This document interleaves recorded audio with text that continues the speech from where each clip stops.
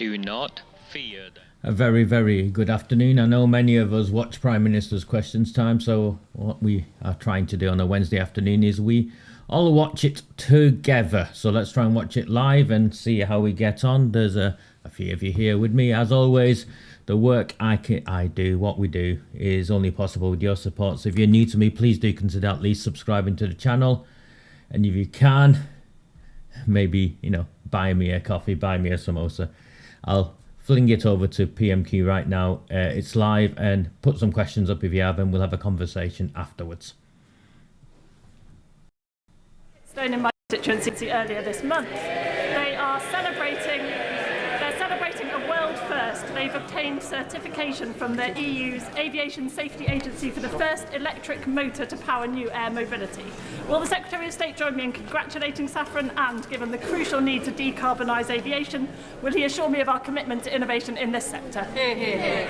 I was so happy to learn about the work that Safran is doing. They are leading the world when it comes to electric motors for the aviation sector. The first, in fact, to receive certification from the EU Aviation Safety Agency for powering the generation of air mobility into the future. So yes, this is a government that is supporting that kind of innovation and making sure that it is leading the world for innovation, job creation, wealth creation for our country, and solving the big challenges the world faces into the future.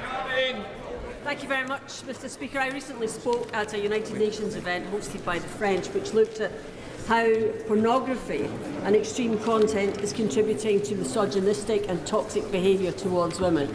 So can you please tell us what this government is proposing to do to implement the recent recommendations of the report commissioned by the previous government?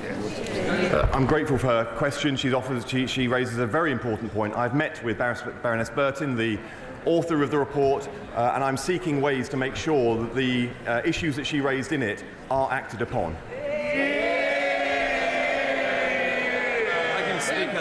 Beckenham and Penge is where local lad David Bowie launched his music career, and today it is home to a vibrant, talented network of community of creatives whose work is increasingly sought after by AI companies. They deserve a just deal to provide fair pay for my constituents and the legal certainty required to encourage AI investment. What steps is the Minister taking to deliver this? We are a creative content superpower in this country, and we will do absolutely nothing to undermine it. We want to make sure that people are properly remunerated for their work, and make sure that AI companies have access to the high-quality data that they need to be able to deploy effectively in this country. Jeremy Hunt. Thank you, Mr. Speaker. The Minister can see that the whole House has filled up out of concern at the atrocious mobile phone signal in Godalming and Cranley High Streets, and in Bramley, Shamley Green and Peaslake. So now spring is in the air. Will he visit Cranley to see for himself just what a problem this is? Well, I was in Pizza Express in Godalming only a couple of weeks ago, and the mobile signal was absolutely shocking. I couldn't find my way to Busbridge Town Hall, Village Hall. I'm not sure whether the MP's rubbish or the Telecoms Minister. In which case, we'll move on to Prime Minister's questions. John Slinger. Question number one, please, Mr. Speaker. Prime Minister. Thank you, Mr. Speaker. Today's spring statement will showcase a government going further and faster on the economy, green-lighting the Lower Thames crossing, investing £2 million for 18,000 affordable homes for working families, 60,000 young people being trained, the next generation of construction workers, and fixing millions of potholes. We're undoing a decade of stagnation, delivering jobs and opportunities for working people and securing Britain's future.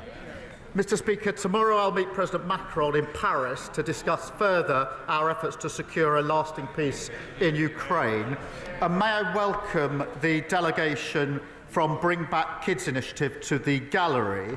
The abduction of Ukrainian children is grotesque, and the UK will play our full part to bring them home. It's a stark reminder that any peace settlement must see Russia held accountable for their deplorable actions. Mr. Speaker, this morning I have meetings with ministerial colleagues and others. In addition to my duties in this House, I shall have further such meetings later today. John Slinger. Thank you, Mr. Speaker. Under this Labour government, NHS waiting lists are down 5 months in a row. Yeah. And the Hospital of St Cross in my constituency of Rugby is playing its part. But many of my constituents remain concerned about the long waits in A&E that they're experiencing, that we inherited from the Conservatives, especially those who have to travel to the General Hospital in Coventry. So will the Prime Minister set out how our plan for change to bring the NHS back into the heart of government will help us to support the front line, deliver better emergency care closer to the community that our constituents have long called for? Mr. Speaker, our plan for change already cut NHS waiting lists by almost 200,000. That's 5 months in a row during the winter months. The local trust waiting lists in his area are down 93%, and he's doing a great job for his community. We've already delivered 2 million extra appointments that we promised because of the record investment in the budget. The party opposite can't have it both ways. If they welcome NHS investment, they can't criticise raising the money to pay for it. Leader of the Opposition, Kemi Beardall. Mr. Speaker, in 30 minutes, we will hear the Chancellor's emergency budget. Even the Home Secretary's husband calls it an emergency budget, as she scrambles to fix the mess she made last October.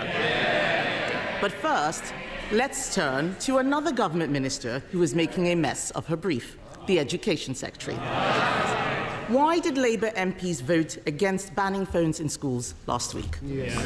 Prime Minister. Because it's completely unnecessary. I've got teenage children. Almost every school bans phones in school. They do it already. We need to concentrate on what's really important here, which is getting to the content that children shouldn't be accessing. That's where I would genuinely like to work across the House, because I think there's a huge amount of work to do. But the battle is not with schools that are already banning phones in school. The battle, and this is an important emerging battle, is to work together to ensure that we can ensure that the content that children are accessing, wherever they are, is suitable for their age. Mr. Speaker, we can look at the content, but if the ban is unnecessary, then why is it that they've started a review? Just last week, his Education Secretary called a ban a bit gimmick, yet teachers and head teachers say the evidence already shows that schools that ban phones get better results. And he's wrong. Not all schools do this. Only 1 in 10 schools are smartphone free. So will he U-turn on this? We need to ensure that all schools do this, but the vast majority do. It is really important that we focus on the battle we have to have with mobile phones, which is the content that children are able to access.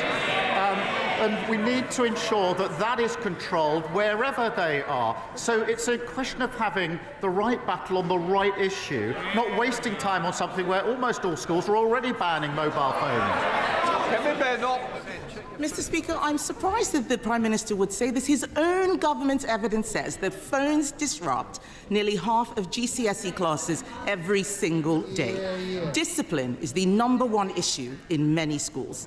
Under the Conservatives, schools became twice as likely to be good or outstanding after going through our behaviour programme.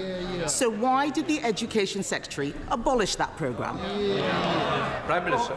Mr. Speaker, she talks about the record of the last government.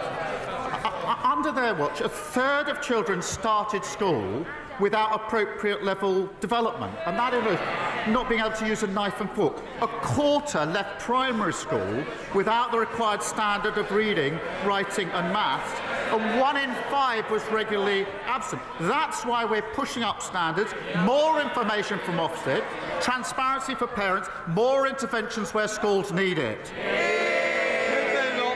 Mr. Speaker, he's not answering the question about discipline in schools because he doesn't care about discipline in schools. Everything he does is ideological, and his decisions are costing schools so much. The national insurance hike means every state school in the country has to pay more for teachers. The Education Secretary promised to compensate schools in full for the jobs tax. Why hasn't it happened? Minister. Mr. Speaker, it was Labour that introduced academies. We pushed up standards.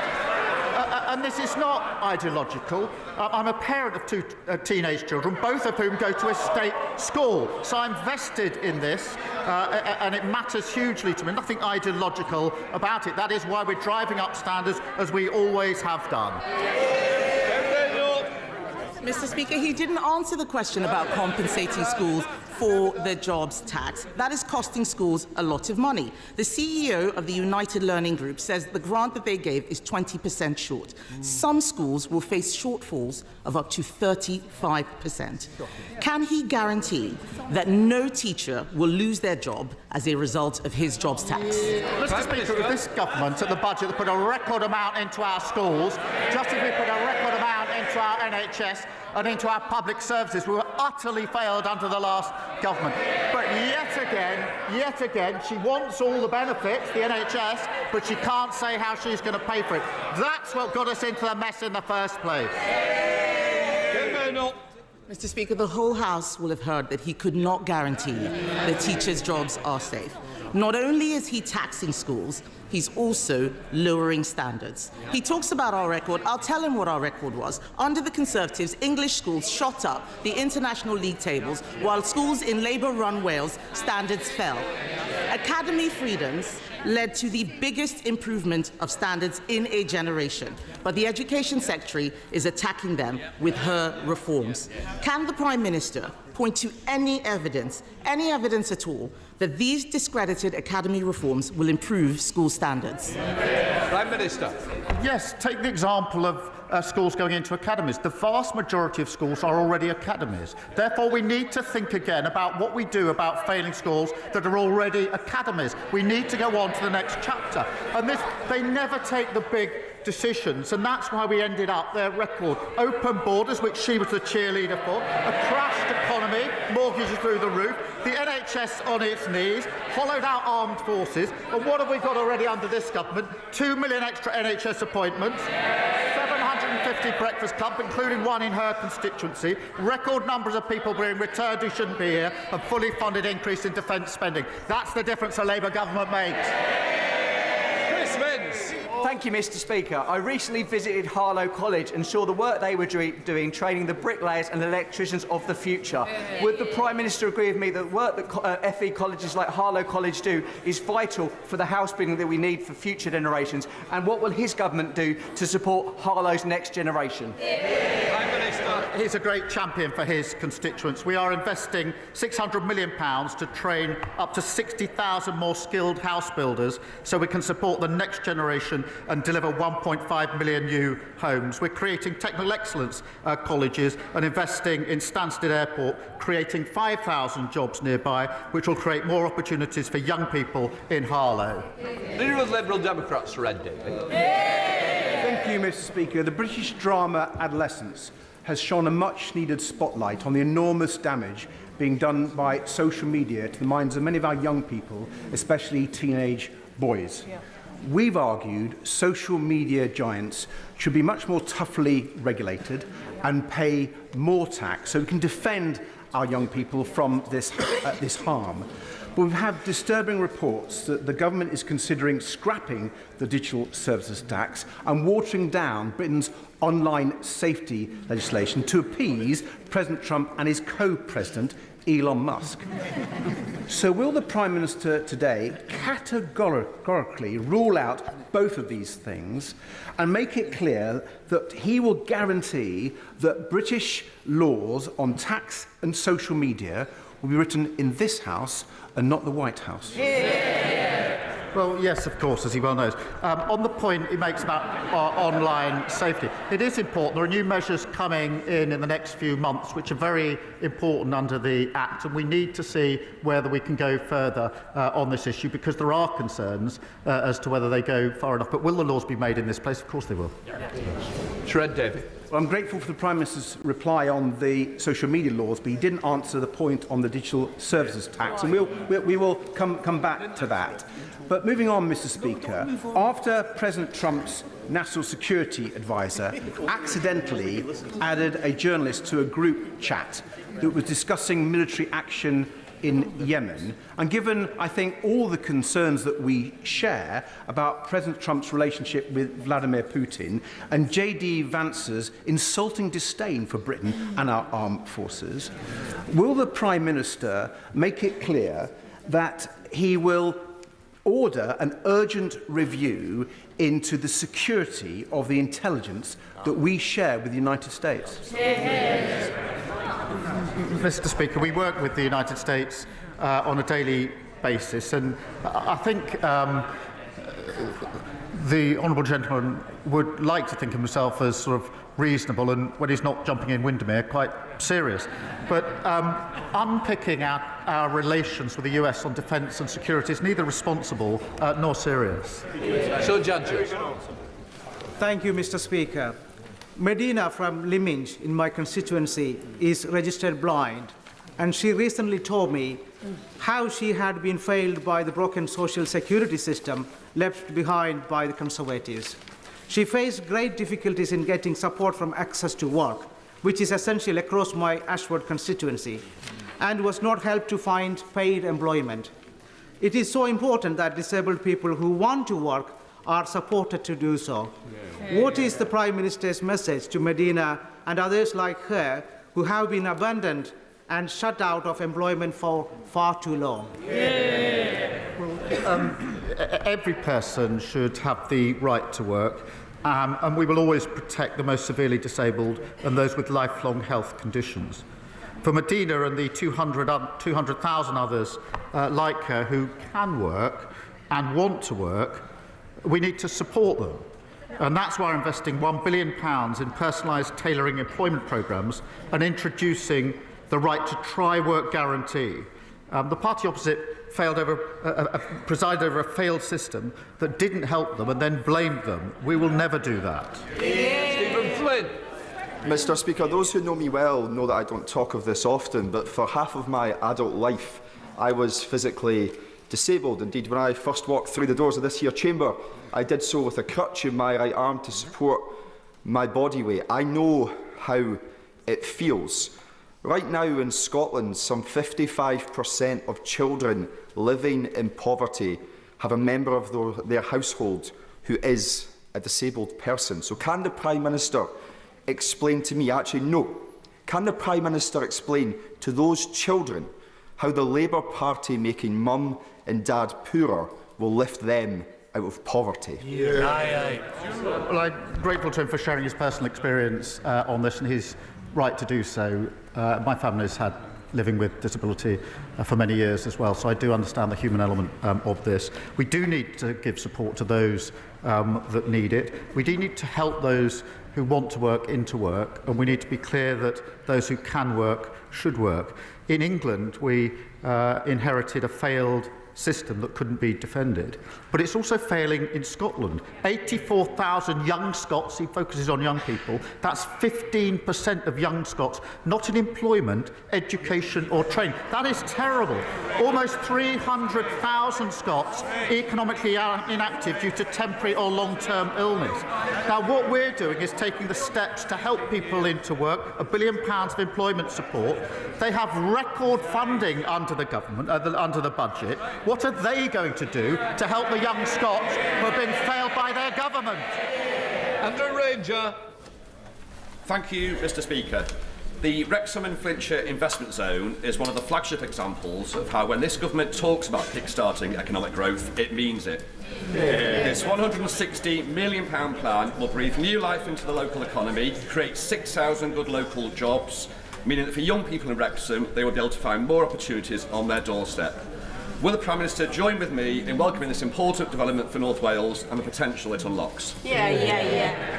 Well, it is really important that we unleash the economic potential of North Wales, including kick-starting the investment zone, backed by major businesses, Mr. Speaker, like Airbus and JCB, to leverage £1 billion of private investment, investing £975 million to benefit aerospace workers at Broughton, where I met the fantastic young workers there, and securing £1 billion investment in Shotton Mill, securing 300 jobs on Deeside. And we put a record amount of money into the Welsh Government at the budget, a budget decision which was opposed by Plaid. Sir Julian Lewis-Plumb. Question number 3, Mr. Speaker.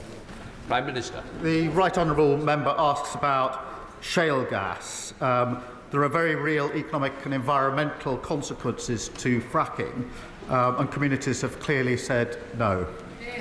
Sir Julian. I'm sorry, but that answer had nothing to do with my question, which was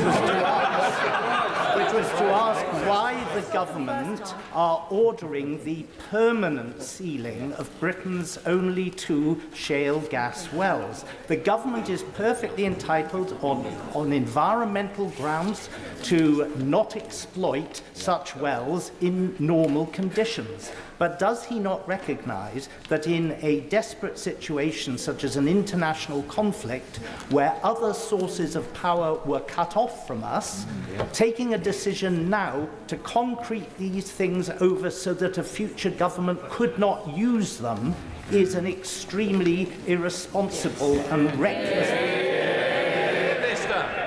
He knows there are real consequences of fracking, as I've set out. But what we need to do to secure our independence and lower bills and the next generation of jobs is move at speed to renewable energy. And that's why I'm pleased there's record investment coming into renewable energy so that tyrants like Putin can't put his boot on our throat. Now, if the party opposite don't want to support that investment, they should say so. Kim Leadbeater. Thank you, Mr. Speaker. Would the Prime Minister join me in thanking colleagues from across the House and the excellent clerks and staff who have spent the last few months working on the Assisted Dying Bill Committee? And would he agree with me that if the law is to change on assisted dying, it's extremely important that it is implemented as soon as it is safe and practicable to do so?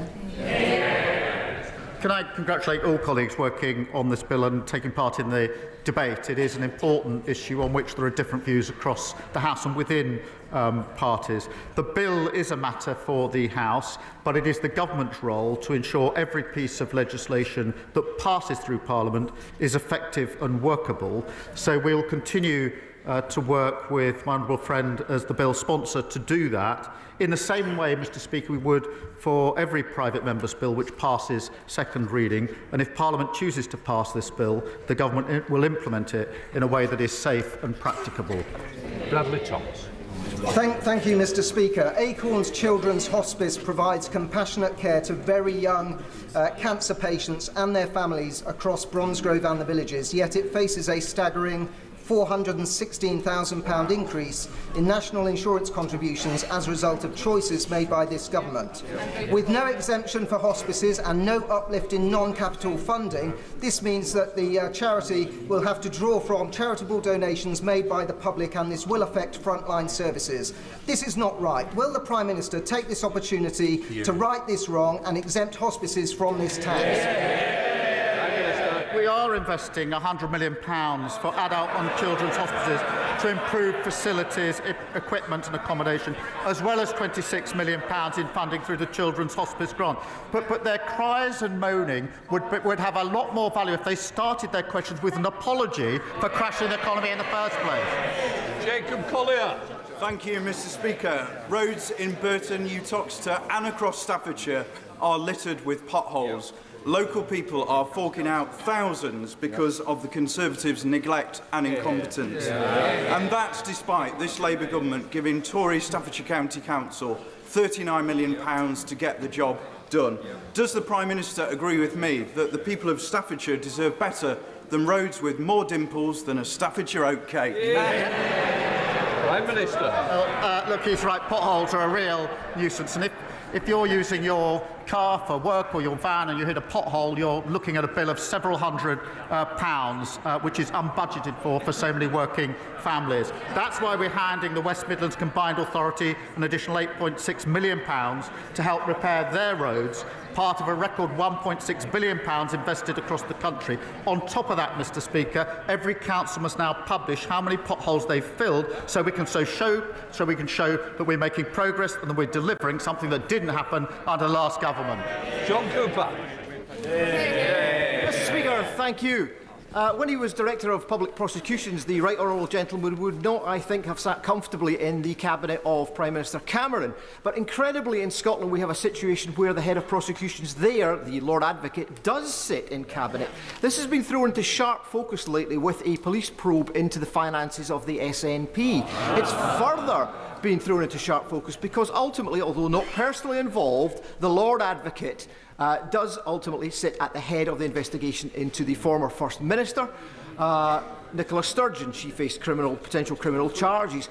This situation has been created by the SNP. They will not fix it. Does it sit with this House to amend this situation?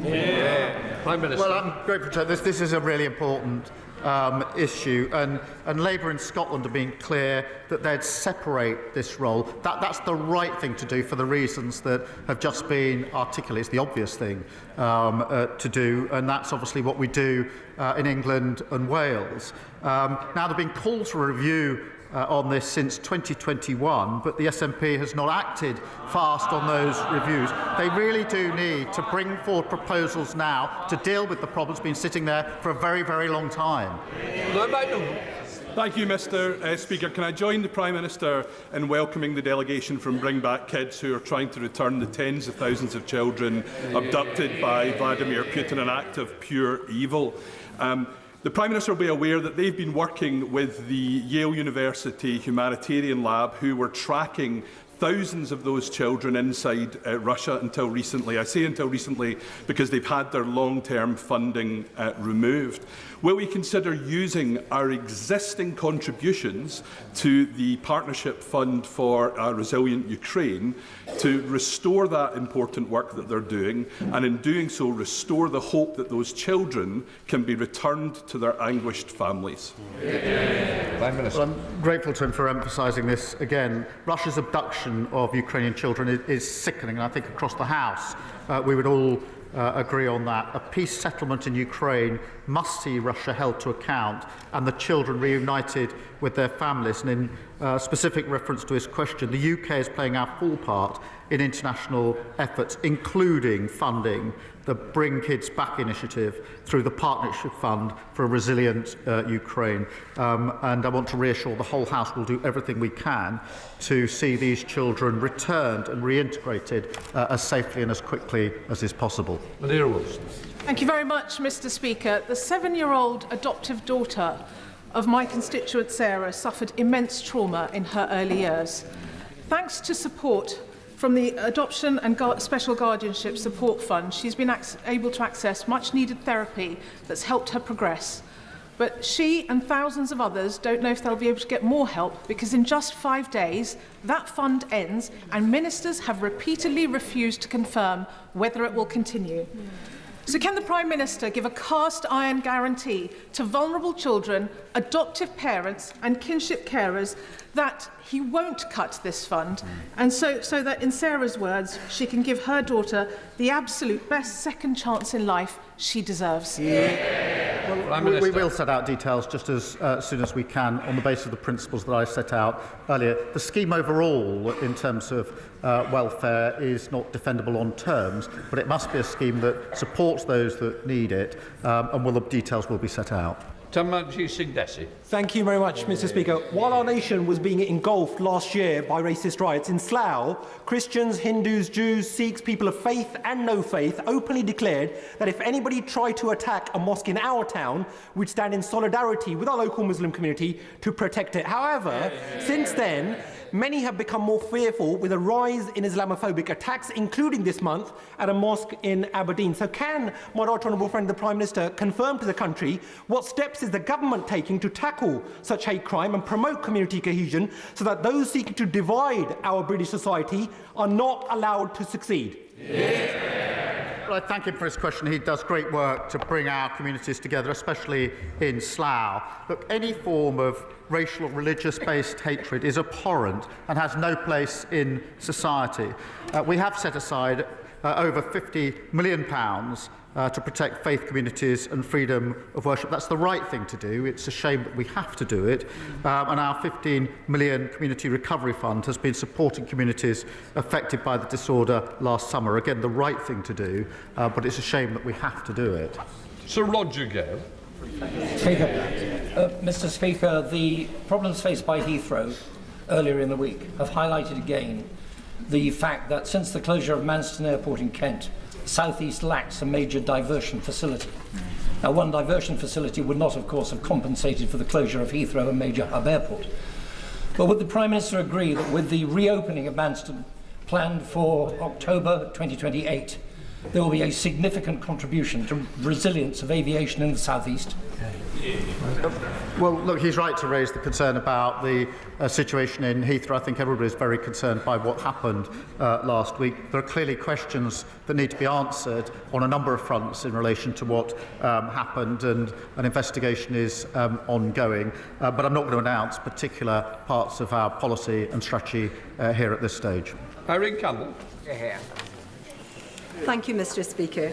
In my constituency of North Ayrshire and Arran, the SNP ferry fiasco is having a devastating social and economic impact on our Drawson and the Isle of Arran.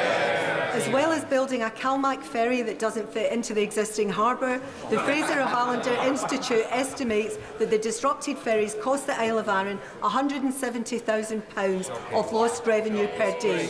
Does the Prime Minister agree with me that the SNP government needs to find a rapid solution to swiftly address this serious situation? I thank her for fighting SNP incompetence on behalf of her constituents. Yet again, the SNP are failing island communities. Hospital appointments are being missed and livelihoods destroyed. And Scotland has a proud history of shipbuilding and engineering. The SNP should be supporting Scottish workers and focusing on delivering for our communities. Vicky Slade. Thank you, Mr. Speaker. Camphor Magna in my constituency is proposed as a site for a new energy from waste incinerator, which will burn 260,000 tonnes of waste a year, more than the whole of Dorset's use. And I'm concerned that as we reduce our levels of waste with the brilliant new plans to recycle more, we're going to end up having to feed the monster. The area already has 95% of the capacity, so does the Prime Minister agree with me that we shouldn't allow new plants where we already have sufficient capacity, or where carbon capture is not going to be included? I hope she'll forgive me. The details of the particular incinerator she speaks of, I don't know the details. I'm not across that. But I will make sure that she gets an answer to her question in written form as soon as possible. Chris MacDonald. Thank you, Mr. Speaker. Can I commend my right honourable friend for his leadership on Ukraine, showing that the UK is once again at the forefront of protecting democratic freedoms. Does he agree with me that as our defence spending increases, we need to support our supply chain companies to increase their capability, creating good jobs and apprenticeships in places like Stockton North and across the country? And will he meet with me and our Teesside Defence and Innovation Cluster that I've established, which is helping to create that new defence capability for the UK? Prime Minister. Well, Mr. Speaker, this is a once-in-a-generation moment for security of our country and our continent. We've set out that fully funded increase in defence spending to 2.5% in 2027, the biggest sustained boost since the Cold War. But that must benefit British jobs and British businesses, and that's why I'll make sure that he gets the meeting that he wants with the relevant minister. Jerome Mayo. In October last year, the Chancellor delivered a massive tax, borrow and spend budget. Now her plans have collapsed around her ears with an emergency budget to cut that spending. So has the time now come, Mr. Speaker, for the Prime Minister to state in public that he has full confidence in the Chancellor? I have full confidence in the Chancellor. Thank you. Thank you very much, Mr. Speaker. Albion Rovers has been a football institution in Coatbridge since 1882. However, following relegation and the lack of financial support for teams leaving professional leagues, it now faces a deeply perilous situation, risking the very future of one of Scotland's oldest football clubs. Does my right honourable friend agree that clubs like Albion Rovers are integral to the fabric of our communities? And will he join me in encouraging all parties to be solution-focused on this matter and encourage football authorities to strengthen our clubs in the lower leagues to help protect their future? he's a superb local champion, and regardless of which club any of us support, they share a love of the game, and they are at the heart of our communities, and Albion Rovers is exactly that, a huge point of local pride, and I'd encourage all efforts to secure the future of the club. Final question, Dr Kieran Mullen. Thank you, Mr Speaker. We're joined in Parliament today by Katie Brett, whose 16-year-old sister Sasha was raped and stabbed to death. Aisha Hussain, whose cousin Jan, was killed by a sex offender and stored her body in a freezer. Paula Hudgell, whose adopted son Tony lost his lower legs as a result of child cruelty. And Becky and Glenn Newens, whose daughter Violet Grace was killed by a hit-and-run driver who spent barely more time in prison than she was alive. Supporting them are Jeremy and Susan Everard, who received justice for the murder of their daughter, Sarah, but who know too many others do not. They've come together to say with one voice that it's time for us to start ensuring sentences truly deliver justice for victims and their families.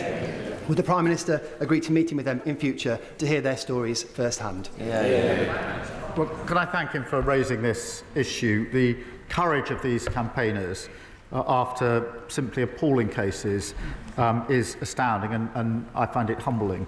I'm pleased the Minister for Victims will be meeting the group, I think, today, and I look forward to meeting them in the future, because we must prioritise victims and make sure sentences punish offenders and protect the public. So thank him for raising this really important set of cases. That completes Prime Minister's questions with that front bench changeover.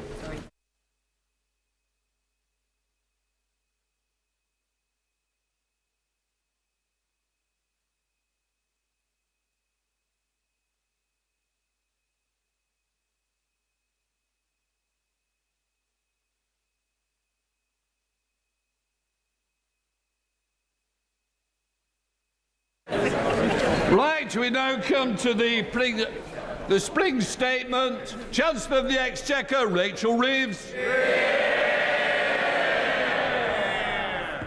Mr Speaker, this Labour government was elected to bring change to our country, to provide security for working people and to deliver a decade of national renewal. That work began in July, and I am proud of what we have delivered in just 9 months. Restoring stability to our public finances, giving the Bank of England the foundation to cut interest rates 3 times since the general election, rebuilding our public services with record investment in our NHS, bringing waiting lists down for 5 months in a row, and increasing the national living wage to give 3 million people a pay rise from next week. Now our task is to secure Britain's future in a world that is changing before our eyes. The threat facing our continent was transformed when Putin invaded Ukraine. It has since escalated further and will continue to evolve rapidly. At the same time, the global economy has become more uncertain, bringing insecurity at home as trading patterns become more unstable and borrowing costs rise for many major economies. Mr Speaker, the job of a responsible government is not simply to watch this change. This moment demands an active government, a government not stepping back but stepping up. A government on the side of working people, helping Britain to reach its potential. And, Mr Speaker, we have the strength to do just that. As one of the world's largest economies, an ally to trading partners across the globe, and a hub for global innovation.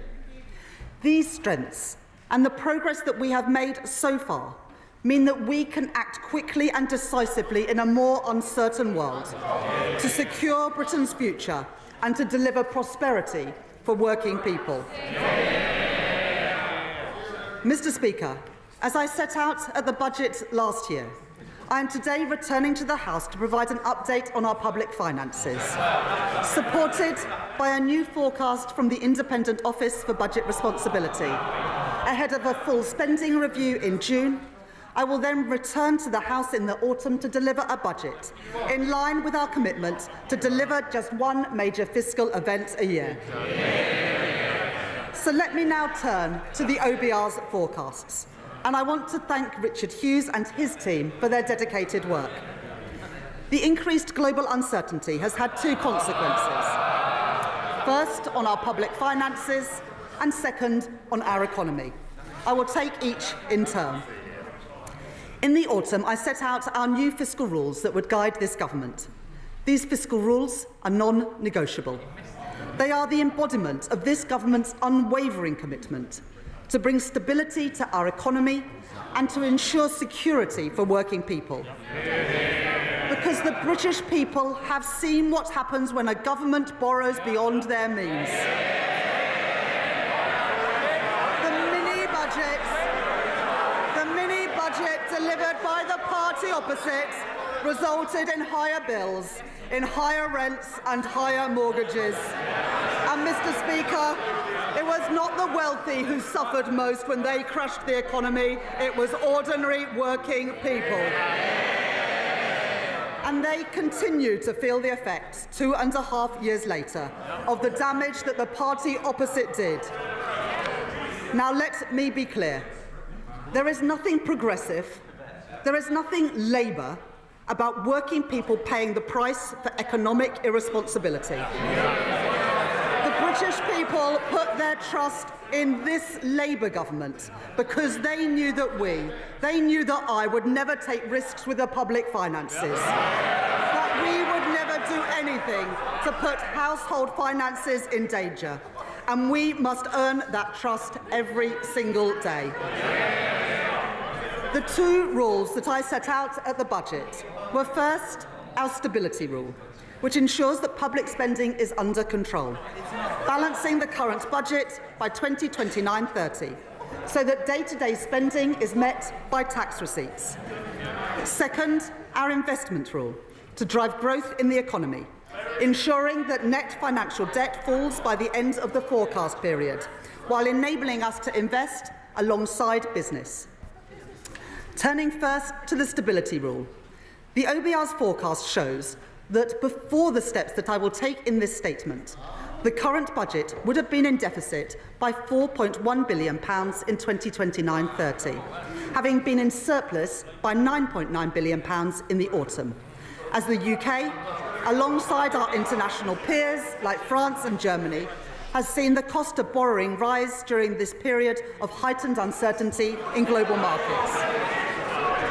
As a result of the steps that I am taking today, I can confirm that I have restored in full our headroom against the stability rule, moving from a deficit of £36.1 billion in 2025-26 and £13.4 billion in 2026-27 to a surplus of £6.0 billion in 27-28, £7.1 billion in 2028-29, and a surplus of £9.9 billion in 2029-30. That compares to the headroom left by the previous government of just £6.5 billion. That means we are continuing to meet the stability rule 2 years early, building resilience to shocks in this, a more uncertain world.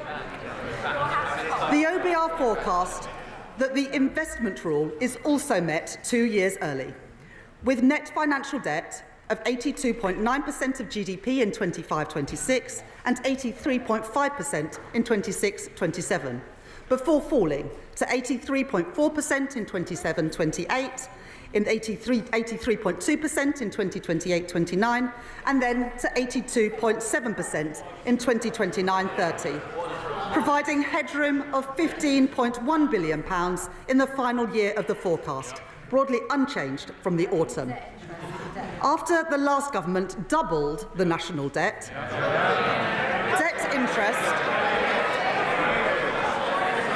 after they doubled the national debt interest payments now stand at £105.2 billion this year. Mr. Speaker, that is more than we allocate to defence, the Home Office and the Ministry of Justice combined. That is the legacy of the party opposite. So the responsible choice is to reduce our levels of debt and borrowing in the years ahead so that we can spend more on the priorities of working people, and that is exactly what this government will do. Mr. Speaker, I said that our fiscal rules were non-negotiable, and I meant it. I will always deliver economic stability, and I will always put working people first. I said it at the election, I said it at the budget, and I say it again today. Let me now set out the steps that the government has taken. At the budget, we protected working people by keeping our promise not to raise their rates of national insurance, income tax or VAT. At the same time, we began to rebuild our public services after the party opposite left a £22 billion black hole in our public finances. Ours were the right choices for stability and the right choices for renewal, funded by the decisions that we took on tax.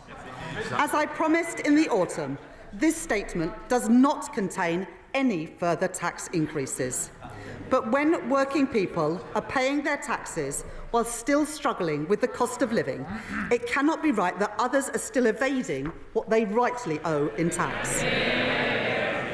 In the budget, I delivered the most ambitious package of measures that we have ever seen to cut down on tax evasion, raising £6.5 billion per year by the end of the forecast. Today, I go further, continuing our investment in cutting-edge technology, investing in the HMRC's capacity to crack down on tax avoidance, and setting out plans to increase the number of tax fraudsters charged every year by 20%. These changes raise a further £1 billion, taking the total revenue raised from reducing tax evasion under this Labour government to £7.5 billion. These figures are verified by the Office for Budget Responsibility, and I want to thank my honourable friend, the Exchequer Secretary, for his continued work in this area. Mr. Speaker, last week, my right honourable friend, the Secretary of State for Work and Pensions, set out this government's plans to reform the welfare system. The Labour Party is the party of work. We believe that if you can work, you should work. But if you can't work, you should be properly supported. This government inherited a broken system.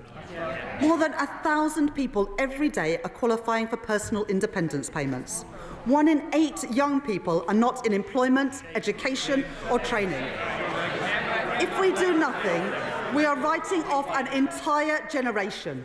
That cannot be right, and we will not stand for it. It is a waste of their potential, and it is a waste of their futures, and we will change it. As my right honourable friend said in her statement last week, the final costings would be subject to the OBR's assessment. Today, the OBR have said that they estimate that the package will save £4.8 billion in the welfare budget, reflecting their judgments on behavioural effects and wider factors. This also reflects final adjustments to the overall package, consistent with the Secretary of State's statement last week and the Government's Pathways to Work Green Paper.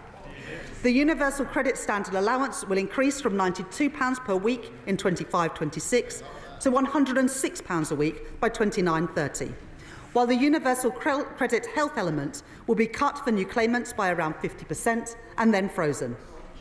On top of this, we are investing £1 billion to provide guaranteed, personalised employment support to help people back into work, and £400 million to support the Department for Work and Pensions and our job centres to deliver these changes effectively and fairly, taking total savings after that to the package to £3.4 billion. While spending on disability and sickness benefits will continue to rise, these plans mean that welfare spending as a share of GDP will fall between 2026 and the end of the forecast period, very different to what we inherited from the party opposite. We are reforming our welfare system, making it more sustainable, protecting the most vulnerable, and most importantly, supporting more people back into secure work, lifting them out of poverty. Mr. Speaker, at the budget, I fixed the foundations of our economy to deliver on the promise of change. That work has already begun. 2 million extra appointments in our NHS. waiting lists down. New breakfast clubs opening across England. The largest settlements in real terms for Scotland, Wales and Northern Ireland in the history of devolution. Asylum costs falling, promises made, promises kept, and every single one of them opposed by the parties opposite. At the budget, alongside providing an increase in funding for this year and next, I set the envelope for the spending review, which we will deliver in June, led by my right honourable friend, the Chief Secretary to the Treasury, to set departmental budgets until 28-29 for day-to-day spending and until 2029-30 for capital spending. Today, I'm reflecting two steps that we have taken on our spending plans.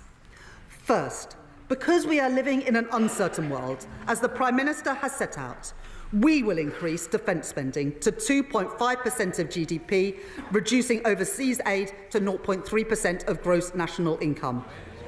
This means we save £2.6 billion in day-to-day spending in 2029-30 to fund our more capital-intensive defence commitments.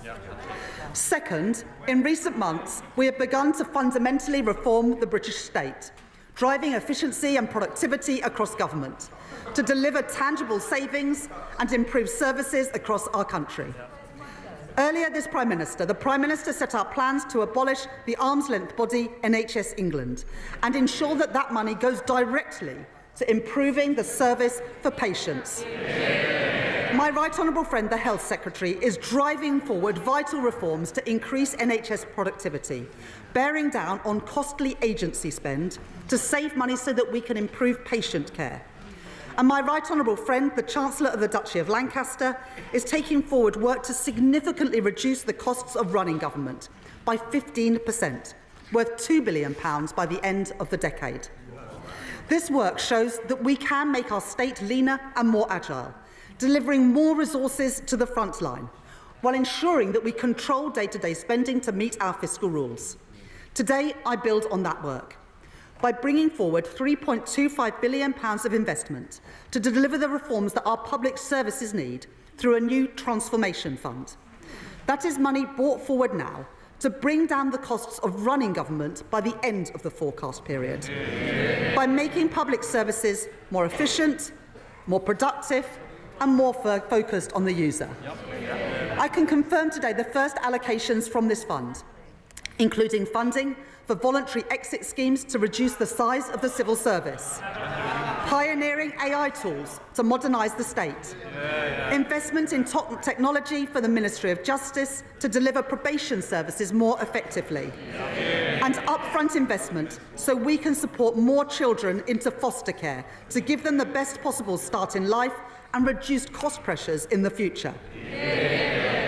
Our work to make government leaner, more productive and more efficient will help deliver a further £3.5 billion of day-to-day savings by 2029-30.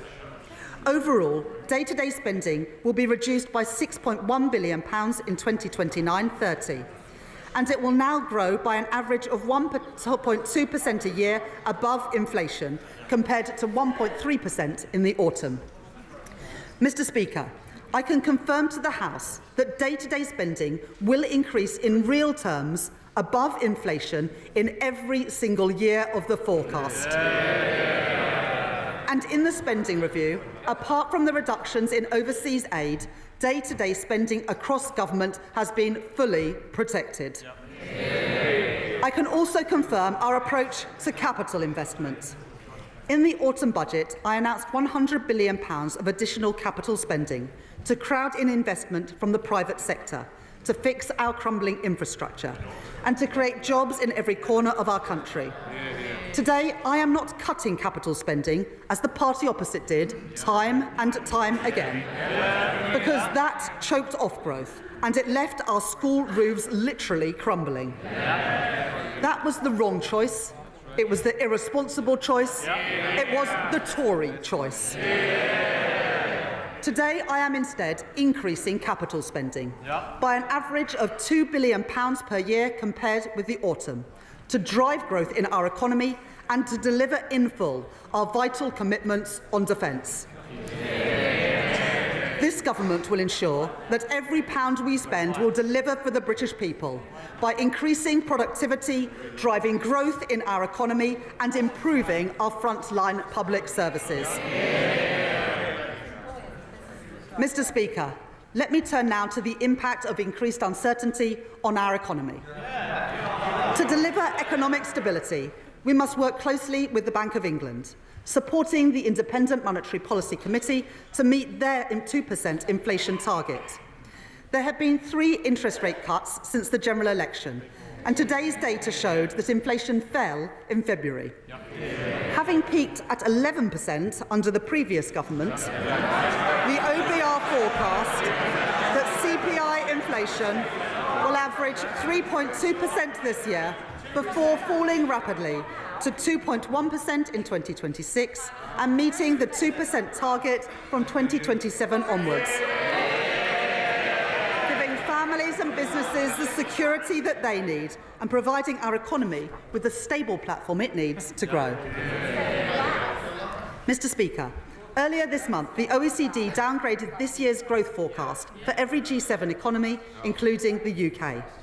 And the OBR have today revised down our growth forecast for 2025, from 2% in the autumn to 1% today. I am not satisfied with these numbers, and that is why we on this side of the House are serious about taking the action needed to grow our economy. Backing the builders, not the blockers, with a 3rd runway at Heathrow Airport and the Planning and Infrastructure Bill.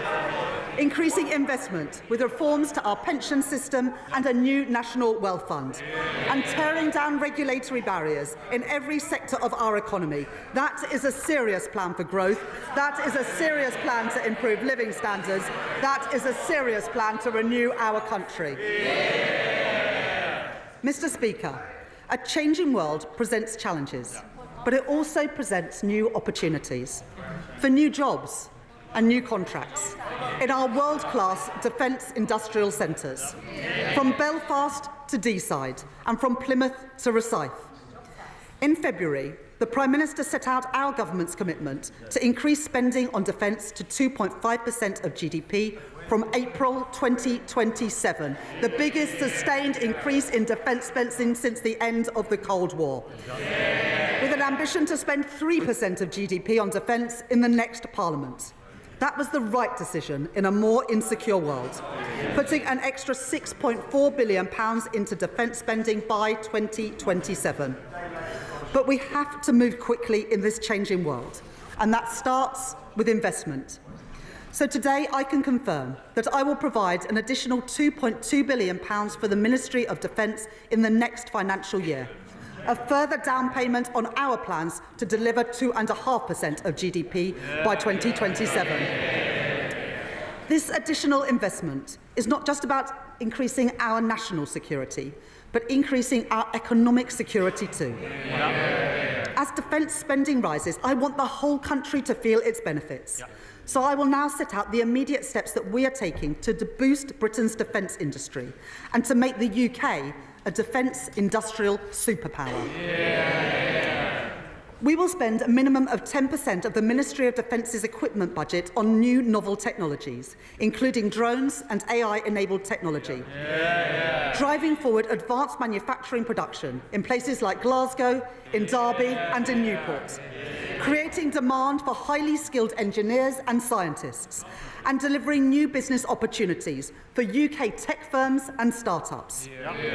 We will establish a protected budget of £400 million within the Ministry of Defence, a budget that will rise over time for UK defence innovation, with a clear mandate to bring innovative technology to the front line at speed. And we will reform our broken defence procurement system, making it quicker, more agile and more streamlined, and giving small businesses across the UK better access to Ministry of Defence contracts, something welcomed by the Federation of Small Businesses. We will take forward our plan for Barrow, a town at the heart of our nuclear security, working with my honourable friend, the member for Barrow and Furness, and providing £200 million, supporting the creation of thousands of jobs there. We will regenerate Portsmouth Naval Base, securing its future, as called for by my honourable friend, the member for Portsmouth South. We will secure better homes for thousands of military families, the homes that they deserve denied to them by the previous government. Homes for our military families in constituencies of my honourable friends for Plymouth Moorview, Plymouth Sutton and Devonport, York Outer and in Aldershot. That is the difference that this Labour government is making. Finally, Mr Speaker, we will provide £2 billion of increased capacity for UK export finance, to provide loans for overseas buyers of UK defence goods and services, because I want to do more with our defence budget so we can buy and make and sell things here in Britain. Giving further opportunities for our world-leading defence companies and those who work in them to grow and create jobs here in Britain as military spending rightly increases all across Europe. To oversee all of this vital work, my right honourable friend, the Defence Secretary, and I will establish a new Defence Growth Board to maximise the benefits from every pound of taxpayers' money that we spend. And we will put defence at the heart of our modern industrial strategy to drive innovation that can deliver huge benefits back into the British economy. Mr Speaker, that is how we make our country a defence industrial superpower. So the skills of the future, the jobs of the future and the opportunities of the future can be found right here in the United Kingdom. Mr Speaker, as the previous government learned to their detriment, there are no shortcuts to economic growth. It will take long-term decisions. It will take hard yards. It will take time for the reforms that we are introducing to be felt in the everyday economy. It is right that the Office for Budget Responsibility consider the evidence and look carefully at measures before recognising a growth impact in their forecast. But, Mr Speaker, I can announce to the House that the OBR have considered and have scored one of the central planks of our plan for growth. In my first week as Chancellor, I announced that we were pursuing the most ambitious set of planning reforms in decades to get Britain building again. And in December, we published changes to the National Planning Policy Framework, driven forward tirelessly by my right honourable friend, the Deputy Prime Minister. Reintroducing mandatory housing targets and bringing grey belt land into scope. The OBR have today concluded that these reforms will permanently increase the level of real GDP by 0.2% in 29-30, an additional £6.8 billion for our economy, and by 0.4% of GDP within 10 years, an additional £15.1 billion in our British economy. Mr Speaker, that is the biggest positive growth impact that the OBR have ever reflected in their forecast for a policy with no fiscal cost. And taken together with our plans to increase capital spending that we set out in the budget last year, this government's policies will increase the level of real GDP by 0.6% in the next 10 years. Mr Speaker, that is the difference that this Labour government is making. Policies to grow our economy, promises by a Labour government, delivered by a Labour government, opposed by the parties opposite. Mr Speaker, the planning system that we inherited was far too slow. The OBR have concluded that our reforms will lead to house building reaching a 40-year high. 305,000 homes a year by the end of the forecast period. And changes to the National Planning Policy Framework alone will help build over 1.3 million homes in the UK over the next 5 years, taking us within touching distance of delivering our manifesto promise to build 1.5 million homes in England in this Parliament. Homes promised by this Labour government, homes built by this Labour government, homes opposed by the parties opposite. The impact on our economy goes further still. I said at the election that we could not simply tax and spend our way to prosperity. We need economic growth. So I can today confirm that the effect of our growth policies, including our planning reforms, means an additional £3.4 billion to support our public finances and our public services by 2029-30. The proceeds of growth promised by this Labour government, delivered by this Labour government, opposed by the parties opposite. Mr. Speaker, earlier this week, we provided an additional £2 billion of investment in social and affordable homes next year, delivering up to 18,000 new homes and allowing local areas to bid for new development across our country, including sites in Thanet, in Sunderland and in Swindon. More security for families across our country, promised by this Labour government, delivered by this Labour government and opposed by the parties opposite. And to build these new homes, we need people with the right skills. Earlier this week, my right honourable friend, the Education Secretary, announced more than £600 million to train up 60,000 more construction workers, including with 10 new technical excellence colleges across every region of our country, giving working people the chance to fulfil their potential.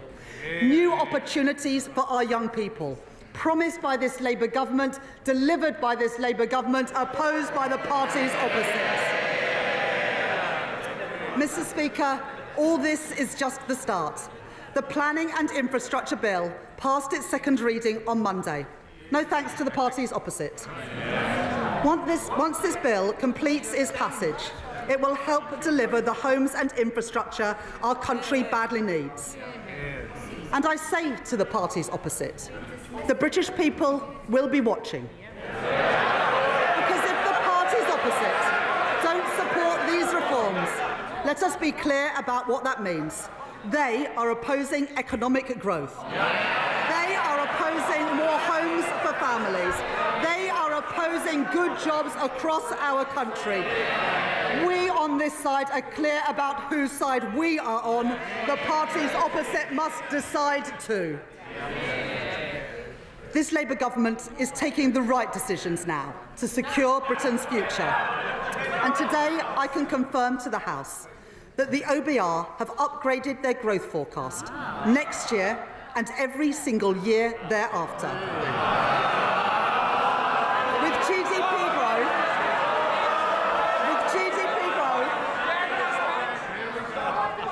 With GDP growth of 1.9% in 2026, of 1.8% in 2027, 1.7% in 2028 and 1.8% in 2029.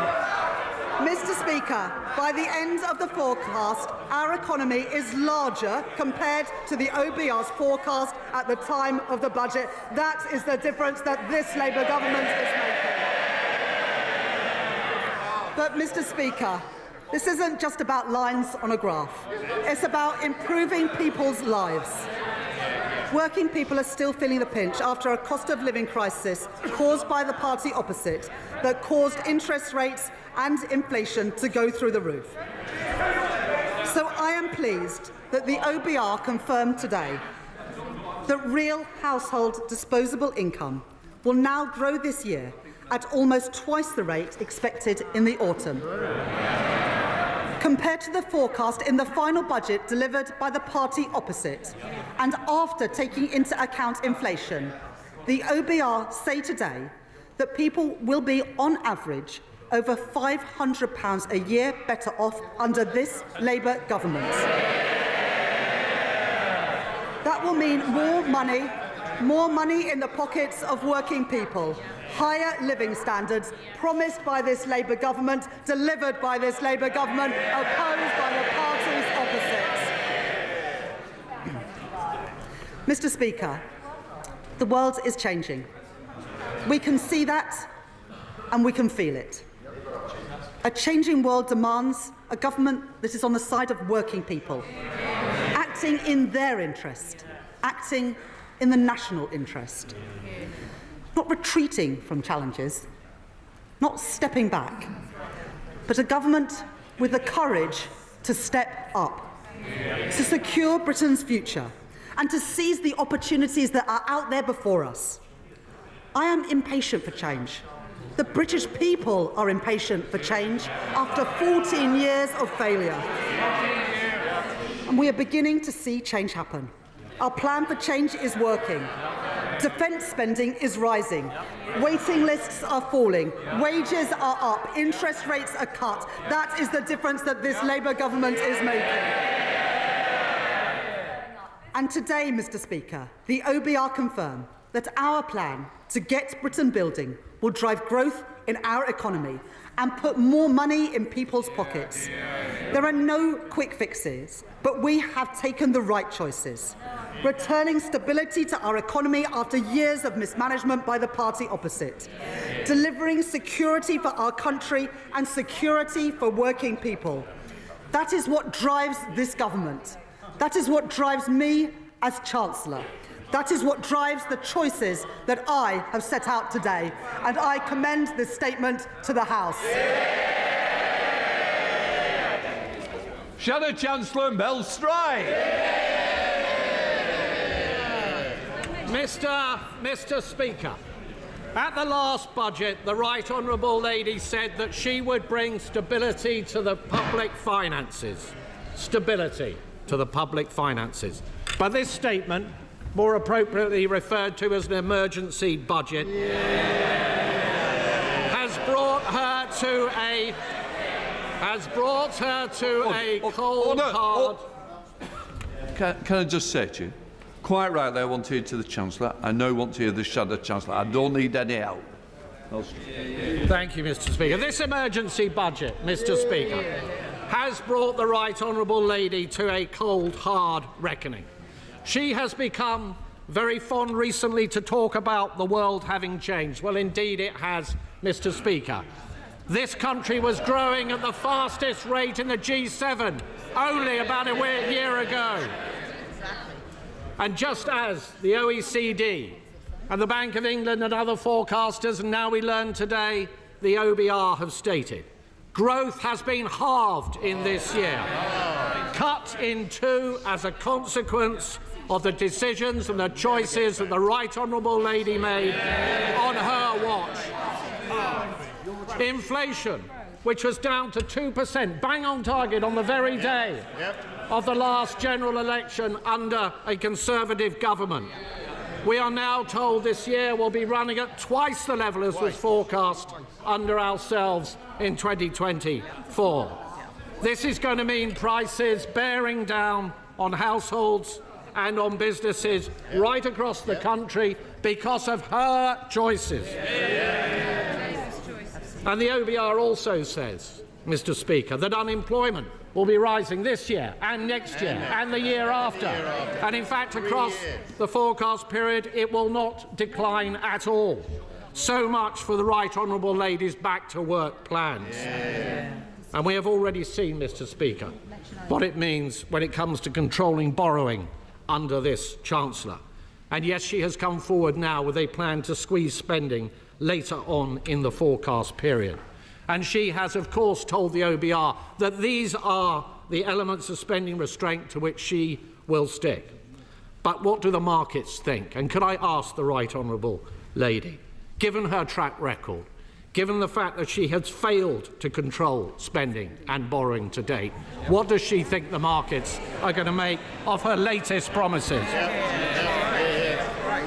But the Right Honourable Lady, Mr. Speaker, says, of course, that none of this is her fault. It is the war in Ukraine. It is President Trump. It is tariffs. It is President Putin. It is the Conservatives. It is her legacy. It is anybody but her. Well, what the British people know, Mr. Speaker, is that this is a consequence of her choices. She is the architect of her own misfortune. It was the Right Honourable Lady, Mr. Speaker, who talked down the economy, so that business surveys and confidence crashed through the floor. It was the Right Honourable Lady who confected the £22 billion black hole. A smokescreen that was only ever there in order to cover up for the fact that she and the Prime Minister reneged on their promises to the British people during the last general election. And a black hole that the OBR themselves, ironically at the government's behest, have said they will not legitimise. She chose to be reckless with a sliver of headroom against her fiddled targets. She borrowed and spent and taxed like it was the 1970s. Little wonder, Mr. Speaker, that the Chancellor has tanked the economy. Little wonder we have an emergency budget, all because of her choices. Now, the Chancellor likes to tour the television studios and tell everybody they should be thankful that she will not be ramping up taxes in this emergency budget as she did before.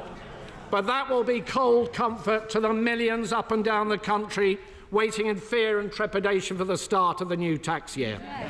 Buckling under the burden of tax that will be rising to the highest tax burden on her watch in the history of our country. And so could I ask the Right Honourable Lady if, when she replies in a moment, she will give that much-needed reassurance, particularly to businesses, that she will not be ramping up taxes still further in the autumn. Even a basic economist, Mr. Speaker, knows that if you tax something, you get less of it. You don't need to have worked at the Bank of England for 10 years, Mr. Speaker, to know that. So what did the Chancellor tax? She taxed jobs and wealth creation. She's destroyed livelihoods, businesses clobbered, big and small companies, the backbone of our economy. Enterprise crushed on the altar of her ineptitude. The CIPD telling us a third of those businesses affected will shed labour. Morrison's losing 200 jobs, Tesco 400, Sainsbury's 3,000 jobs lost. No wonder the Federation of Small Business say that outside of the pandemic, business confidence has been left at its lowest level on record. But it's not just businesses, Mr. Speaker. It's charities, it's GPs, it's pharmacists, it's those who transport children who have special educational needs, and it is hospices caring for the sick and the dying. In this House, Mr. Speaker, the Labour Party had the opportunity yesterday and last week to stop that, but they voted our amendments down. And we will never let their constituents forget it. Mr. Speaker, if you ramp up taxes, if you ramp up borrowing and spending without any commensurate improvement in productivity, it leads to growing inflation. And inflation has been increasing on this government's watch. It means that interest rates stay higher for longer. The Chancellor just now trumpeted the fact that there had been 3 interest rate cuts since the Labour Party came to office. She knows full well there should have been more than that had she managed. She knows full well. She knows full well. She knows full well, Mr. Speaker. She knows full well that interest rates are higher for longer because of the choices that she took. And this has led, Mr. Speaker, to servicing costs for our national debt, which is running at twice the defence budget. And today we have learned from the OBR that debt interest is to increase still further. None of this money, Mr. Speaker, is going to be spent on public services. It will be going down the drain. Mr. Speaker, the real black hole, Mr. Speaker, the real black hole is not the one the Chancellor invented, it is the one the Chancellor created. It's not a central problem, Mr. Speaker, the fact that this Chancellor is a gambler. Even with her fiddled fiscal targets, she left way too little headroom. Way too little headroom. And it's not the truth that whilst the Right Honourable Lady said at the last budget that that was a once-in-a-Parliament reset, she rolled the dice on a wafer-thin margin, and she lost. Reckless with her fingers crossed, She fiddled the targets and she missed them.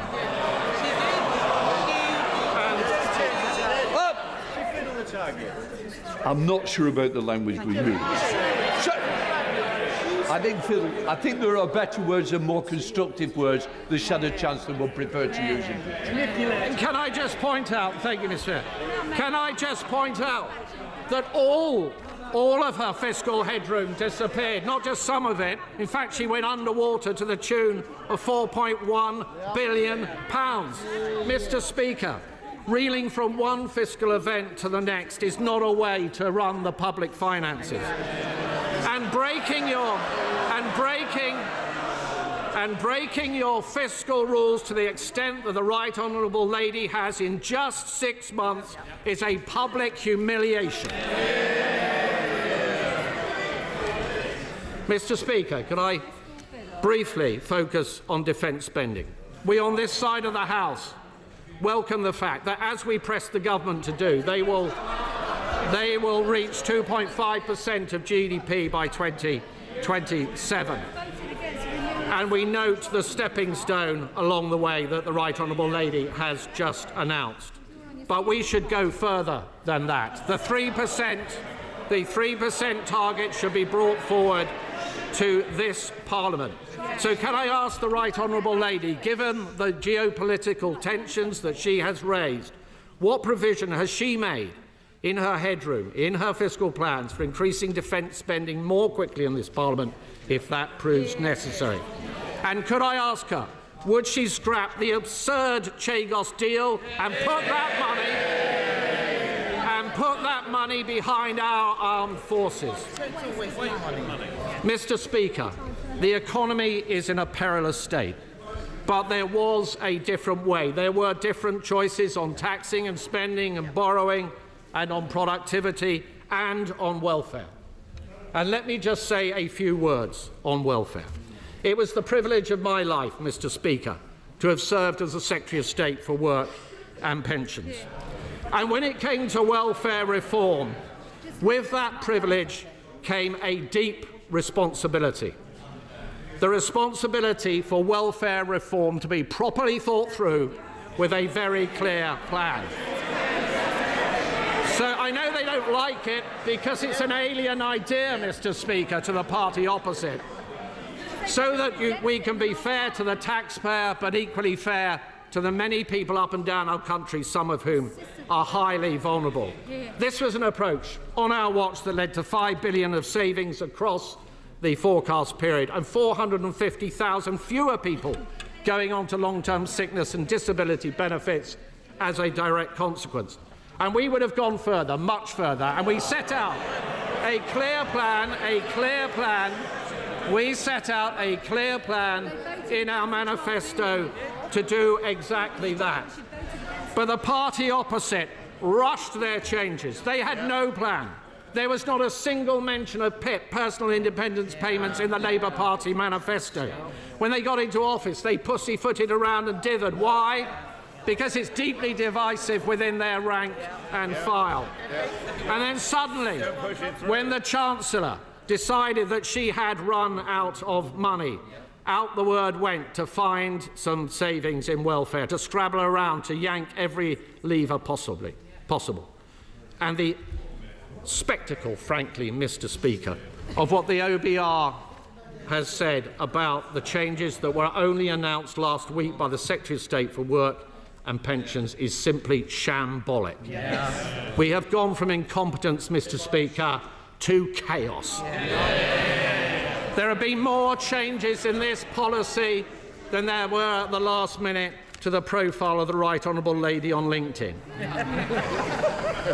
The result is the worst of all worlds, a wholly inadequate level of savings on welfare, with welfare costs still spiralling ever higher, and changes that were likely to harm many vulnerable people. So could I ask the Right Honourable Lady, when the Secretary of State for Work and Pensions came to the House last week with these changes, she did not provide an impact assessment. Was this because the OBR had not signed off the numbers? Was it because the department did not have enough time to produce one? Or was it only provided today, as many of us suspect, because this was thought to be a good time to bury bad news? Mr. Speaker, the forecast for growth is down, for borrowing costs is up, for inflation is up, and business confidence has been smashed in a million pieces. This Chancellor constantly trying to blame forces beyond her control. The right response is not to duck responsibility, but to build a resilient economy. The Right Honourable Lady would have us believe that that is what she is doing. But how can we believe this Chancellor? How can we trust this Chancellor? She is the Chancellor who said she would not increase borrowing, but she did. She said she wouldn't change her fiscal rules, but she did. She said she wouldn't put up national insurance, but she did. She said she wouldn't cut winter fuel payment, but she did. She said she wouldn't tax farmers, but she did. And she said she would not move to more than one fiscal event a year, and she just has. And now we are all paying the price of her broken promises. Today's numbers confirm it. We are poorer and we are weaker. To govern, Mr. Speaker, is to choose. And this Chancellor has made all the wrong choices. Chancellor of the Exchequer. OK, well, I know that the Chancellor hasn't been in this role, Sarah Chancellor hasn't been in this role for very long, but I mean, at least he's not misquoting Shakespeare today. If this was a budget, then it would be the Leader of the Opposition responding. Now, I'm glad that she's still in her place. I know that she'll want to get back to her office for a lunchtime steak soon. But the Right Honourable Gentleman, he talks about budgets. Let me remind the party opposite that the only emergency budget we have seen in recent years was in response to the party's disastrous mini-budget. A mini-budget that crushed the economy, sent mortgage bills spiralling and left a £22 billion black hole in our nation's finances. Now, they might have forgotten about the damage that they did to our country, but the British people never will. But as always, the Shadow Chancellor talked a lot, but he didn't offer a single alternative. He says he opposes our tax rises, but he can't tell us whether he would cut the NHS to reverse them. He says he wants economic growth, but they abstained on the very planning reforms that the OBR have said will kickstart growth. Now, Mr. Speaker, you don't change the country by abstaining, by sitting on the fence. You change the country by leading, by taking action, and that is what this government are doing. And Mr. Speaker, he says he wants businesses to trade, but he doesn't want us to talk to the second largest economy in the world, or indeed our biggest trading partners in the European Union. He simply isn't serious. 4 months into the job and he's got no clue. He wants to talk about growth, but he doesn't say anything about the fact that the OBR has upgraded growth next year and every single year after. He talks about pensioners, but he forgets that it's his party to scrap the triple lock, which we are protecting, and which will mean the state pension rising next month by over £400. And Mr. Speaker, he talks about wages, but he forgets the fact that we are boosting wages by boosting the national living wage from next month. And, Mr. Speaker, the Shadow Chancellor says nothing about living standards or this morning's fall in inflation, because the last Parliament was the worst on record, and the OBR today have revised up their forecast for family finances. Mr. Speaker, working people are always better off with Labour. Now, he is learning something, because at least this time he's asked a couple of questions, so let me respond to them. He asked what should the markets make. Well, what the market should see is that when I've been tested with a deterioration in the headroom, we have restored that headroom in full. That is the choices that I made. And he says that it's a slither of a headroom. Well, it's 50% more headroom than I inherited from the party opposite. When I was left with a slither of headroom, I rebuilt it after this government, last government, eroded it. That is the difference that we've made. And whilst they left the public finances and the public services a mess, we wiped the slate clean, which means we have the flexibility now to increase defence spending, as we have done in the, as the leader of the Labour Party has done. The party opposite had 14 years to increase defence spending, and now they lately come to the party. And the Shadow Chancellor mentions welfare reform and his time at the Department for Work and Pensions. What a legacy. 1 in 8 young people not in education, employment or training. 1,000 people a day going on to personal independence payments. And the OBR say today that welfare spending as a share of GDP will now start falling, a far cry from what we had under the party opposite. And, Mr Speaker, the Shadow Chancellor speaks about employment. Well, the OBR say that employment will increase, that wages will increase and that living standards will increase. What a change after 14 years of the Conservative Party. Well, the world is changing and no one can be in any doubt about it.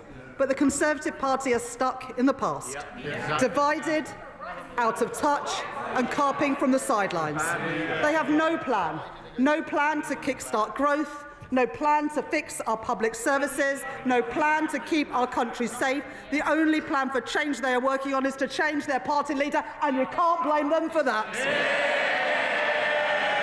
So if they have no plan, let me remind them about ours. The minimum wage up, real wages up, house building up, NHS investment up, investment in our schools up, investment in our roads up, defence spending up. Every single one of those policies opposed by the party opposite. Opposed by the Conservatives, opposed by Reform, opposed by the SNP, opposed by the Liberal Democrats and opposed by the Greens. Mr Speaker, it's the anti-growth coalition in action. They are the blockers, we are the builders, securing Britain's future, protecting working people and delivering change. Chair of the Finance Committee, Dame Meg Hillier. Thank you, Mr Speaker. Mr Speaker, my right honourable friend inherited a very difficult challenge when she became Chancellor of the Exchequer last July. And she is absolutely right that the books need to balance.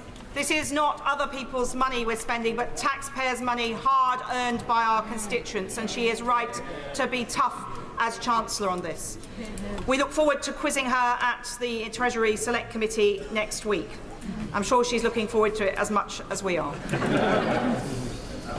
Mr Speaker, the Chancellor announced an extra £2 billion a year in capital spending, and she talked about extra defence spending. Can she give some more detail about where she hopes that £2 billion a year extra will go? Yes, definitely. Chancellor. I thank my honourable friend for that question, and I indeed look forward to attending the Treasury Select Committee next week. I was pleased to have served on the Treasury Select Committee in the past, and it's a pleasure to give evidence to you. We will set out in the spending review, my right honourable friend, the Chief Secretary, will set out in the spending review the allocation of the additional capital money, but I was able to announce today £2.2 billion into defence from next year, as well as £2 billion as a down payment to build the affordable and social housing that we need. Two examples of the priorities of this government to get Britain building and to secure our national security. Liberal Democrat spokesperson, Daisy Cooper. Thank you, Mr Speaker. The people of this country are crying out for change, but they feel they're just getting more of the same. Of course, it was the Conservative Party that wrecked the public finances, but we are 8 months into the new government, and people are left wondering, where is the change that was promised? The Chancellor says that the world is changing, so why won't she change course with it? The Chancellor said she wanted a dash for growth, but with her national insurance jobs tax, she shot herself in the foot before she even crossed the start line. After the government's disastrous budget, the government had the chance today to change direction, to fix our finances, to kickstart growth and deliver a small business budget. The government could have scrapped the jobs tax, which will hammer our high streets, and instead asked the big banks, the social media giants and the online gambling companies to pay their fair share instead. And the government could have changed its approach to trade, launching talks to boost growth with a new trading deal with our European neighbours. Instead, the government has made the wrong decisions to cut public services, hit disabled people and inflict more pain on our small businesses and high streets. In doing so, they have delivered no change and almost no growth at all. After years of Conservative mismanagement, people can see just how broken our public services are. They can't see a GP, they can't see a dentist, they're fighting for an education plan and they are picking up the pieces of a broken social care system. Everything is broken, nothing works. That is why people are impatient for the change that they were promised. We have to bring the welfare bill down and support more people into work. It's right for people and our economy, but cutting support for someone who needs help getting dressed and washed in the morning isn't just wrong. It does absolutely nothing to support that person into work. And if anything, it does the exact opposite. It will also have knock-on impacts for the entitlements of their family carers too. So will the Chancellor come clean about this? If the government is serious about cutting welfare spending, it must get serious about fixing health and social care. Yes. So will the Chancellor speed up the social care review and ensure that it concludes no later than the end of this year? Yeah. And in her quest to slim down the civil service, I wonder why the Chancellor has not looked at the mountain of red tape created by the last government's terrible trade deal with Europe. A whopping 2 billion extra pieces of paper have had to be completed by businesses since Brexit, enough to wrap around the world 15 times. If we manage to cut the red tape, we can give British businesses a tailwind. We can deliver far more growth than is currently predicted. We can increase the fiscal headroom to deal with global headwinds, and we can free up precious time and money in our civil service. That would be real change. Madam Deputy Speaker, business was promised change too, and today's statement should have been a small business budget. We Liberal Democrats have repeatedly raised the alarm about the impending damage from the National Insurance jobs tax, the bigger business rates bills and changes to reliefs for family farms and family businesses. These changes will be a hammer blow to small and family businesses, leaving communities facing the prospect of an epidemic of boarded-up shop fronts. And there'll be a hammer blow to community health and care providers who stop our NHS from falling over. This isn't the change that was promised. So instead, I say again, the Chancellor should look again at much fairer ways to raise the tax revenue our public services desperately need, by reforming capital gains tax more fairly and asking the big banks, the social media giants and the online gambling companies to pay their fair share. I know that the Chancellor must contend with President Trump's trade war, which is causing global economic turmoil. But our response to Trump's bullying cannot be to cower in the corner and just hope that he's nice to us. We cannot sit on our hands whilst British steel is hit with Trump's tariffs. We Liberal Democrats warmly welcome the Chancellor's move to raise defence spending to 2.5% of GDP. But instead of cutting the aid budget, which abandons the world's poor and damages our soft power, she should instead be covering the cost by raising the digital services tax, handing the tab to Elon Musk and Trump's other billionaire backers. At the very least, Madam Deputy Speaker, can the Chancellor categorically rule out any reduction in the tech tax in an attempt to appease the White House, especially when disabled people in Britain face eye-watering cuts? To conclude, Madam Deputy Speaker, I have a series of questions. Will the Chancellor recognise that cutting public services that are already stretched is a false economy? Will she accept that trying to bring down the welfare bill without fixing health and social care is a road to nowhere?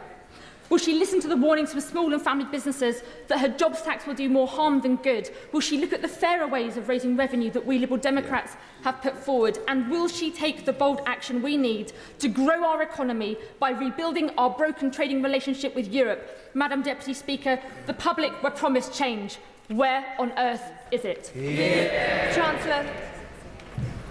Thank you, Madam Deputy Speaker. The Honourable Lady says, where is the change? Well, let me tell her. More money into our NHS with 2 million additional appointments and waiting lists falling 5 months in a row.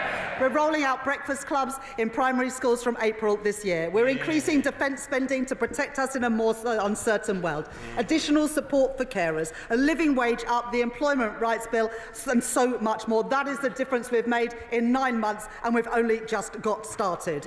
Now, the Honourable Lady talks about trade. Well, we believe in free trade. We are a small, open trading economy, and we benefit with trade links around the world, including with our single biggest trading partner, the United States of America. And it is right that we work with our allies in the United States to ensure that that free and open trade continues. That is in our national interest, and this government will always act in our national interest. At the same time, there is going to be a summit, as the Honourable Lady knows, between the UK and the EU in May, where we look to reset our relationship so that we can see more free trade and the better flow of trade, especially for our smaller businesses to be able to export around Europe. Now, the Honourable Lady talks about welfare. Well, the Honourable Lady has not admitted that there is a single problem in the welfare system as it exists today. Now, I'm not willing, this party is not willing, to write off 1 in 8 young people who are not in education, employment or training.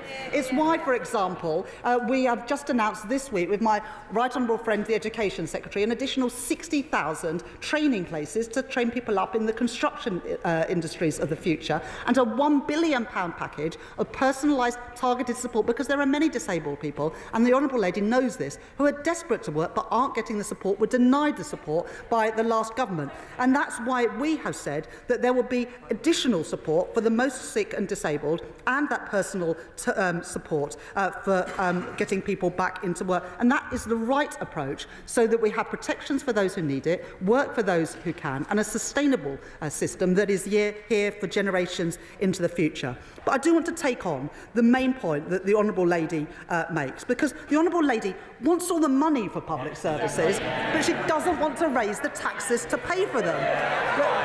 The tax, at the moment we spend £105 billion a year on interest on government debt, and it seems that the Honourable Lady would just like more of that debt. She says you can't see a GP, you can't see a dentist. Well, Madam Deputy Speaker, how does the Honourable Lady, how do the parties opposite think that you pay for those things?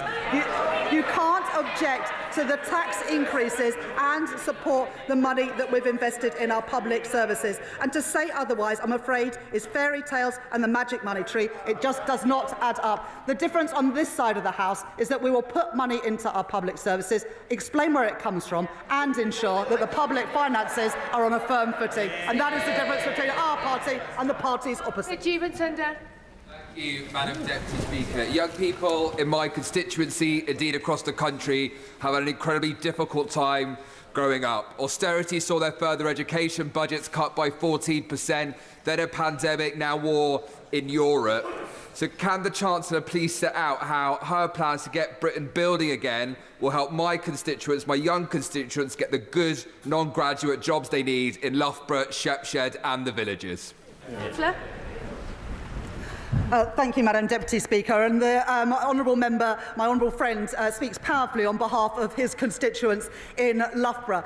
The additional homes, the 1.5 million homes that this government is building, will ensure that families in Loughborough have a chance of getting on the housing ladder, and young people in Loughborough will have the opportunities to help build those homes. That is the difference that we are making: more jobs, paying decent wages, more homes for our families. Glenn. Thank you, Madam Deputy Speaker. I hope that the Chancellor next Wednesday in front of the Treasury Select Committee will reiterate her commitment not to come back with more tax increases. But could I turn to the OBR page 5, 1.2, where it says, while the government's planning reforms deliver a modest boost to the level of potential output of 0.2% in 2029, its cumulative growth between 2023 to 2029 is still 0.5 percentage point lower than we projected in October. And the level of productivity is 1% lower. I'd like to know what the Chancellor thinks about that, and can she confirm that the Employment Rights Bill has not been evaluated by the OBR? Well, the key point that the right honourable gentleman says there is that from 2023 to the end of the forecast, cumulative growth is lower. But of course, this government didn't come into power in 2023. We came into power in July 2024. And what the OBR numbers show, that the economy is bigger because of the changes that we've made. It's just a difference of the dates. I look forward to coming to the Select Committee next week, and I'm sure I'll take more questions from the honourable gentleman then. Yuan Yang. Okay, I think that's pretty much it on where we're up to. I will, of course, analyse all of this and produce an article for all of you to make sense of, hopefully, and read and simplify all of this into an article. So that's what I will be doing this afternoon, this evening. As always, I prefer this, where we get together, we watch these things together. Those of you who want to comment can comment. If you've got some questions, you can ask some questions in the chat, and I try my best to answer them as we're working to improve living standards I hope and to you found protect the most value vulnerable in in our me society. taking out a couple of hours this afternoon. I know Thank you. I My honourable always friend find is value absolutely right in that your her company. constituents, all of our constituents, The work I do is only possible economic with your help. stability. It ensures they know I how think, much they're going to just pay a on their couple of you rent and their bought me some mortgages. samosas It today and a ensures couple of that super they're not chats, caught but, out when they go to the shops by prices constantly I've rising. turned And her that's off. why, Have I as a not turned her government, off? we've said to grow our economy, the number one thing that we need to achieve is economic stability. And that's why I'm so pleased that the Bank of England have been able to cut interest. The work I do is only possible with your support. So please, if you find value, sign up to Red Wall and the Rabble. Sign up for free if you want. If you can, please take out a paid subscription. I lost 300 supporters, 300 paid supporters as a consequence of making my work all free for air. So far, we've got 150 new supporters who've risen to the challenge to help me get back. We're 150 short of getting there back to where we were, really. So please, if you can, sign up to Redwall and therabble.co.uk. I will be back on Sunday evening, but there'll be another article out soon. So take care. Bye.